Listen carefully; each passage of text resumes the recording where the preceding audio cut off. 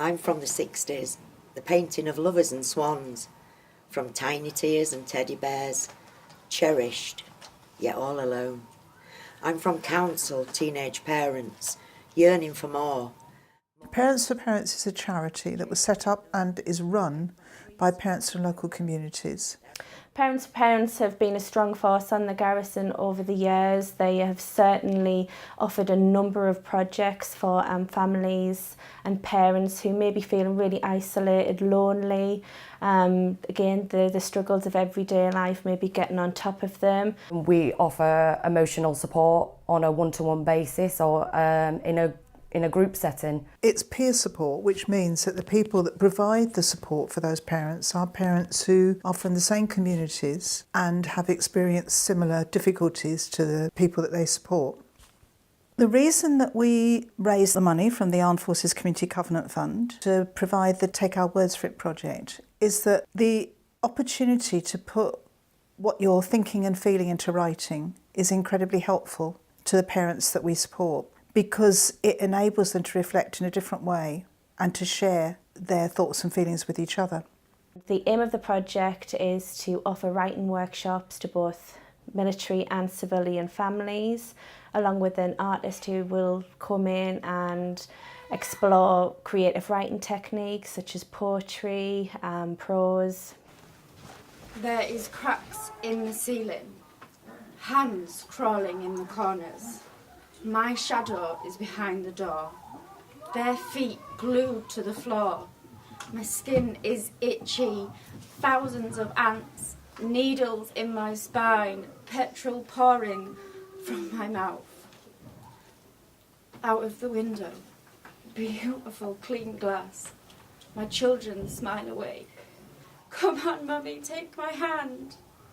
As parents, we're all kind of juggling the same daily struggles, and when that comes out in our writing, it makes you feel like you're not alone. We do come from isolated areas, don't we? Yeah. When I'm at home, I've got children to look after, so I can't express or show any sadness. Yeah. It's all trapped, but putting it on that paper, it really took the weight off my shoulders. It was like I had a big millstone around my neck with all the grief and all the problems. And it's like, well, it's as if it's been lifted off. Heartache is your inner self in total turmoil.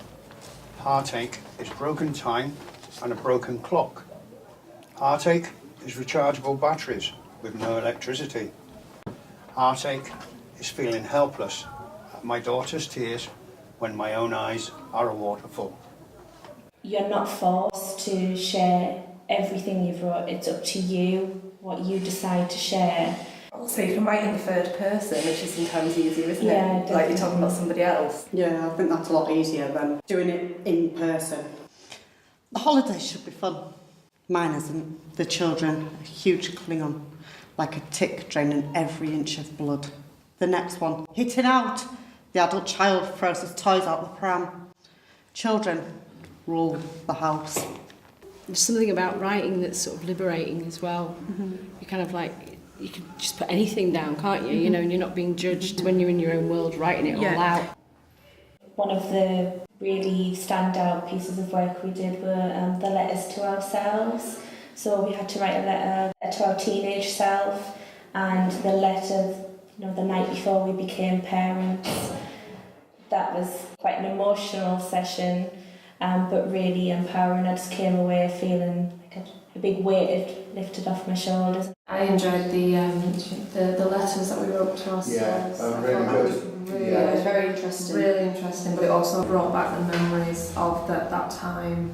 And I found that really rewarding. I quite like the prompts, like if I poured out, or some people know what it's like and some people don't. I like the Where I'm From session, which is obviously like looking back into our childhood and seeing where we actually came from, looking at our roots. Writing about the past, doing where I'm from, and then free writing. Free writing, just writing whatever in our heads. Because it frees your mind. You just write, because she would say, write something that you want to rant about, and I'm like, I've got nothing to rant about this week. You'd keep going, and before you know it, you'd find sort of things cropping up, ideas coming out, maybe things that you didn't realise that you were bothered about would come out onto the paper. He is my husband. I support him, like a loved wife's supposed to. The pain will never go away. Please go away. Worry, stress, anger. My daughters are my world. Happiness, love, stable home. Addiction, overpowering. Temptation destroys lives. I want to be happy. Generous amounts of life-sucking grief uploaded hastily into the mind. I'll always hate a part of me. Love's lost and lives changed. Time does not heal all wounds. The relationships between the people in the group are really strong. So what we've now got, as we would hope to get with one of our peer support groups, is a bonded group where people feel committed to each other. It's brought us all close together. Yes, definitely. Yeah. We've kind of all bonded as a group and we've shared a lot of our writing together. When we first come here, I thought, oh, I don't know about this, you know? And it's like now, we wouldn't miss it. I really like the fact that I know all these people quite well now, and I trust them with my soul, if you like, and I embrace that. I'm really chuffed that I've got to be able to be close. It's confidential, we know people aren't going to go away and maybe pass that information on. And you've got the support of the group to help you through that. Yeah. It's brilliant. You get to hear somebody else's experience. Yeah. Even though it's similar to yours, you get to hear it from a different perspective, and it makes you look at yours in a different way as well. It brings a connection as well, doesn't it? Yeah, because yeah. everyone then, oh, actually that's how I feel, or I can sort of recognise that in myself. Every Friday, I think we all look forward to it, didn't it? Disappointment is my shadow leaving me, is the voiceless whisper only I can see, sifting through my memories, always trying to break me. Peering through the windows of my face, obscure images punching my brain. In the forest thunderstorm. No, stop drowning me. Tick-tock goes in a clock, massacre of thoughts and fears. Empty is where I am, not a single sound. Time to turn around. This is going to bring two communities together. You know, you have the civilians and you had the army, and it can be quite separated. I don't think we really noticed that we're all from different backgrounds at all, and I think that's a good thing. One thing that we all have in common is that we're all parents, and it doesn't matter where we're from, where we grew up, what we do. To be honest, you don't realise how normal they are. The same as like the civilians really, aren't they? They've just got a job. Protecting the country. It's not like that at all in this group, because it's just like, well, I'm ex-military, or I can talk to any of these, and they come up to me. It's just, you know, and there is no barrier. I think it's helped us look inside to people, like that we all come from the same world, basically. We're the same, really. We're different because you're military or ex-military. I suppose they have brought different communities together with, like, we're military wives, and then we've met people that aren't military wives, so it's different. And we've still got on with them all fine. I've like a few wives, well, they're not even married, a few women I've met, I thought they were military wives, but they weren't. And Parents for Parents has always made a point of, but we live on the garrison, so it would have been all too easy to simply focus on military families or choose to focus on civilian families. But we made a decision at the start that that would be wrong, and that we would make a point of recruiting volunteers and reaching parents from both those communities. If I don't do it, doesn't it get done? We've got dirty dishes, forgotten, ignored, disappointing halos, grubbly glowing, and black goop squished underfoot. We've got dirty dishes, forgotten, ignored, incentives given but rarely earned, with black goop squished underfoot, while feckless youths invade my space. Incentives are given, but rarely earned. We orbit each other, attract and retreat. There's a constant nagging to help about the house. And feckless youths invading my space.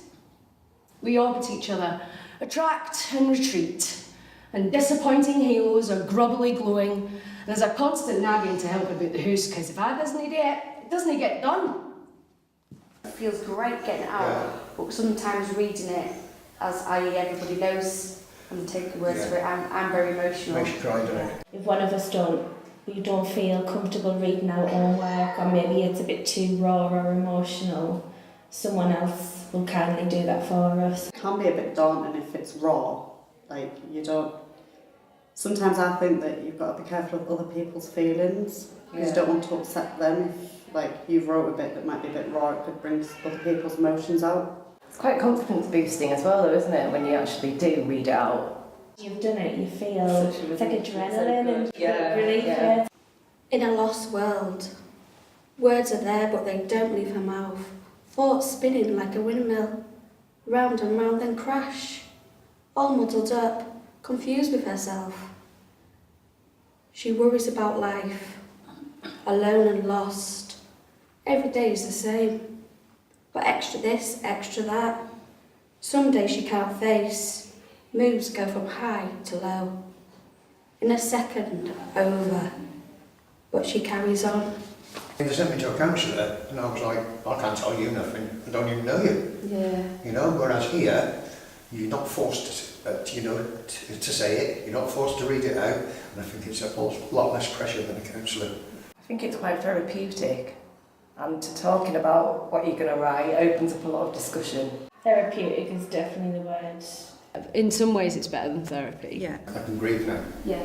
Whereas before it was just like a swollen brick wall. That blocks them. Yeah, big baby weight's coming from my neck. Coming away on a Friday, you feel like a weight's being lifted off your shoulders almost. And certainly you understand yourself a bit better. You're stronger because you can write down whatever you want to write down and just be free. Just know that it's not always your fault. It's not just your fault. It's helped me through the last few months especially. It's helped me with my confidence. I was very shy. Yeah. Felt very like an introvert where I didn't want to go near people or make friends. But it's helped me a lot. It does definitely make you stronger, more resilient. I think that's the thing, emotionally resilient. Yeah. Being able to sit back from your own stuff that's in your life and sort of maybe get other people's opinions or analyse it or set it over there on a paper and then go, actually, it's not that bad as well. You know, it's quite liberating. Yeah, it's cleared my head a lot. Yeah. There's a lot of words in there, what's gone onto paper. Yeah. They're still in there, but not as mixed up. People who say to me, you're pretty different, aren't you? I'm like, what do you mean? You're really different. I'm like, yeah, that's of course. You can take your words for it, mate. So this is Cherise. In hard times. Mum smashed the windows again. Council says we'll fix them. Yeah, right, course they will. Drafts and darkness. Grim Reaper with his tattooed cloak seeping into your lungs. Provvy knocks on a door in his black armour, downward spiral hiding in silence from the big man's next visit to collect his pound of flesh from bones already well picked. What's for tea, man? Sack of potatoes, fistful of dog biscuits. Man's heart treads over rough ground in high heels. Go on, Crotter, I dare you. Witness the eruption of a rabid dog. She'll clothe her cubs in protection like flames licking burning buildings. She'll tear away negative life, crusted in her like 1,000-year-old fossil. Behold the embodiment of a mother's heart in poverty. For me, I'm quite confident talking to people and talking about my children, but talking about stuff what's going on in my life or what's gone in the past. You know, everybody has a past, and bringing it up, it can hurt you. You know, it's very emotional, and bringing it all out, it's like leaving it all out there, and I feel a bit free. It's all gone away from me, and I'm quite willing now. I could talk about it. you know. And things have got better because I was going through all that, and now things are getting there. I feel like this, I've got like a bit of a purpose as well. Like this is something for me. I'm doing this for me. I'm not just that mum at home doing this and that. I'm not just that army wife sat on me bum. No, I'm doing this to better myself. Yeah, definitely. I had a lot of self-hate for myself. I was like, it's all your fault. You did this, you did that. You weren't a good parent. You weren't good enough as a wife. But in writing down these poems and expressing myself and asking myself why has this happened? How can I have made it better and realise it's not only just me that was in that situation. It's not only me that made that situation worse. I realised to say that I was good enough. I am good enough.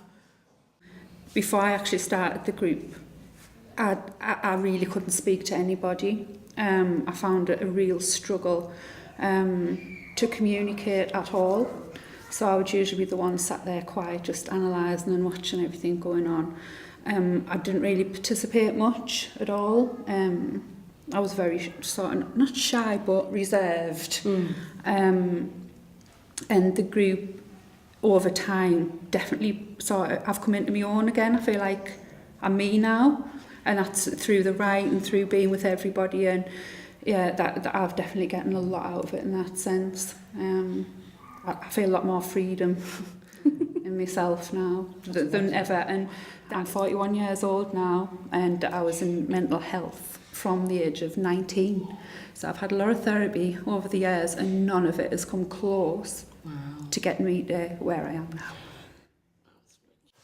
Some people know what it's like. Hiding behind the sofa, TV licence man at the door. Shh, don't make a sound, hide.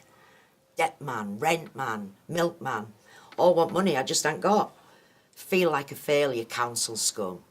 Tut, tut, tut in. 6 kids, ain't you got a TV? Knock off stuff to buy and sell.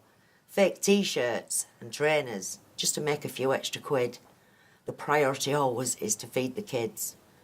Doing without was the name of the game. Hating the feeling of shame, shame, shame. The reality of life is struggle and want. Many live like this, and some people don't.